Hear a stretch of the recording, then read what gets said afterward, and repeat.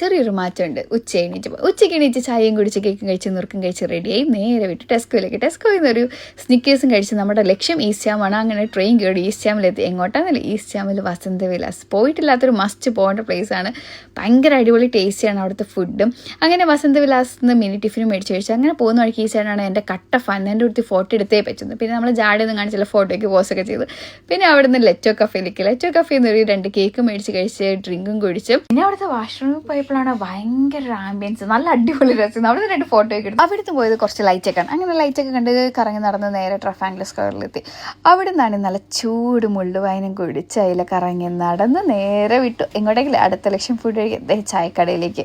അങ്ങനെ ചായക്കടയിൽ ചെന്നൊരു സുലൈമാനിയൊക്കെ കുടിച്ചിരുന്നതൊക്കെ നമ്മൾ ഓർഡർ ചെയ്ത് നമ്മുടെ മന്തി വന്നു. അങ്ങനെ മന്തി എല്ലാം കഴിച്ച് വയറ് ഫുള്ളായി കഴിഞ്ഞു. ഒരു മിൻറ്റ് ലൈമും കൂടെ കുടിച്ച് അവിടെ നിന്ന് വിട്ടു നേരെ വീട്ടിലേക്ക്. അങ്ങനെ വീടെത്തിയപ്പോഴത്തേക്കും സമയം 11:45.